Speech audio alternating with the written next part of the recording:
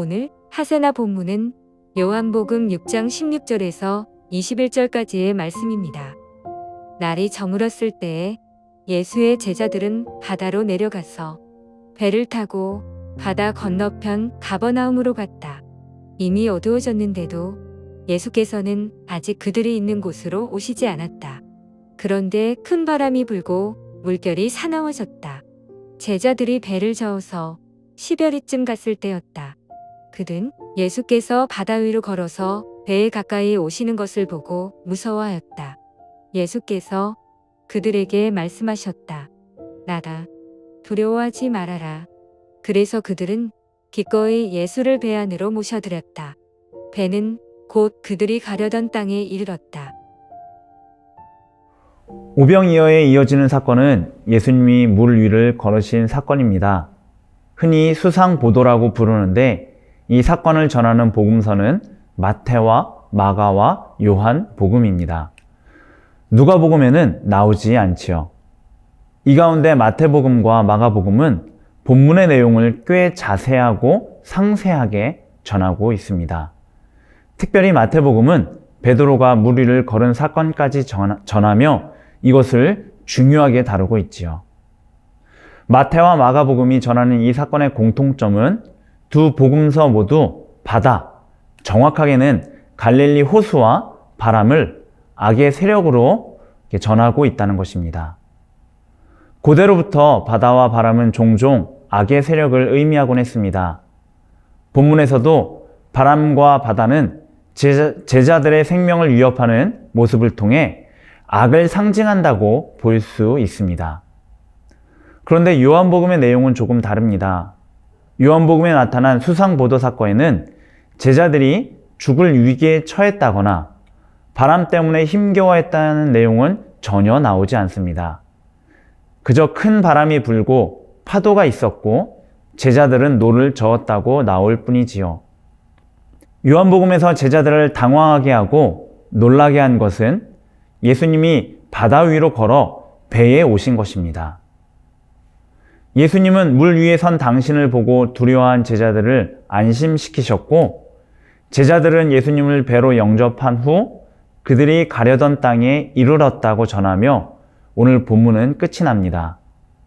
여기에는 어떤 악의 세력의 흔적도 찾아볼 수 없습니다. 왜 요한복음은 마태나 마가와 달리 바다와 바람을 악의 세력으로 규정하지 않을까요? 자, 그것은 요한의 신학 때문입니다. 요한복음을 잘 읽어보시면 예수님이 귀신을 내쫓으시는 이적이 한 번도 나오지 않는 것을 발견할 수 있습니다. 이런 사건이 공관복음서에는 여러 번 나오는데 말입니다. 요한복음에 예수님이 귀신을 내쫓으시는 이적이 한 번도 나오지 않는 이유는 요한이 예수님을 하나님으로 선포하며 자신의 복음서를 시작하기 때문입니다. 태초에 말씀이 계시니라. 이 말씀이 하나님과 함께 계셨으니 이 말씀은 곧 하나님이시니라. 요한에게 있어서 하나님이신 예수님 앞에 감히 귀신이나 악의 세력 따위가 설 수 없었던 것이지요.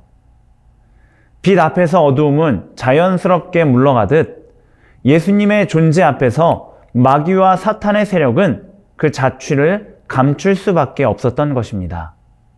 그리고 예수님이 함께 하심으로 제자들에게 주어진 주님의 뜻도 자연스럽게 이루어진 것이지요. 본문을 통해 우리가 찾아볼 수 있는 하나님의 모습은 예수님의 하나님 되심입니다. 그분은 사람의 몸을 입으셨지만 하나님이십니다. 만물보다 먼저 계셨고 만물을 지으신 분이시지요. 삼위일체 가운데 성자 하나님이십니다. 우리는 예수님을 기억할 때마다 그분이 하나님이시라는 사실을 잊어서는 안 됩니다. 본문에서 발견할 수 있는 세상의 모습은 예수님 앞에 서지 못하는 악의 모습으로 볼 수 있습니다. 분명 요한복음에도 마귀에 대한 언급이 있습니다. 그러나 결코 예수님 앞에 나타나지는 못합니다. 그저 예수님 주위에 있는 사람들을 속이고 유혹해서 사건을 만들 뿐이지요. 분명 어둠의 세력은 우리 보기에 너무나 강합니다. 우리의 힘으로 어쩔 수 없을 만큼 말입니다. 그러나 그들이 아무리 강할지라도 우리의 주님이신 예수님 앞에서는 완전히 무력하고 아무것도 아닌 존재가 되는 것입니다. 예수님이 하나님이시고 또 가장 강한 분이시기 때문입니다. 따라서 본문을 통해 우리에게 제시되는 삶은 예수님과 함께하는 믿음의 삶입니다. 예수님이 우리와 함께 하시면 우리는 세상도 마귀도 사탄도 그 무엇도 두려워할 필요가 없습니다. 그분은 하나님이시기 때문입니다. 또 예수님이 함께 하실 때 우리에게 주어진 하나님의 뜻이 이루어지는 것을 볼 수 있는 것이지요. 그러니 우리도 본문의 제자들처럼 예수님을 영접하는 삶을 살아야 합니다. 그분을 내 마음과 내 뜻과 내 생각과 내 가정과 내 직장과 내 교회와 내가 속한 모든 곳에 영접할 때 우리가 있는 곳에 하나님의 나라와 하나님의 뜻이 이루어질 것입니다. 이 하루 우리의 삶의 전 영역 속에 예수님을 영접해 드리는 저와 여러분 되시기 바랍니다. 함께 기도하겠습니다. 하나님, 오늘 말씀을 통해 예수님이 우리의 하나님 되심을 다시 한번 기억해 봅니다. 그 예수님 계실 때 모든 어둠의 세력들이 자취를 감추며 주님 앞에 설 수 없음을 알았습니다. 주님, 이제는 우리가 빛이신 주님 붙들고 이 땅 가운데서 살아가고자 합니다. 주님, 우리와 함께 해주셔서 어떤 어둠의 세력도 우리를 틈타지 못하게 도와주시고 오직 주님과 함께함으로 이 땅에 주님의 나라와 주님의 뜻을 이루어가는 우리 모두가 되게 하여 주시옵소서. 주님, 이 하루를 우리에게 주셨습니다. 우리의 삶의 영역 가운데서 우리가 살아갈 때에 주님의 빛을 비춰주셔서 우리가 걸어가는 곳곳마다 우리가 거하는 곳곳마다 주님의 빛으로 인해 그곳에 주님의 영광이 드러나고 주님의 평안과 기쁨이 넘치게 하여 주시옵소서. 더 나아가서 그런 것들이 나만 누리는 것이 아니라 나와 함께하는 우리 주변 사람들도 경험하게 하옵소서. 감사드리며 예수님의 이름으로 기도합니다. 아멘.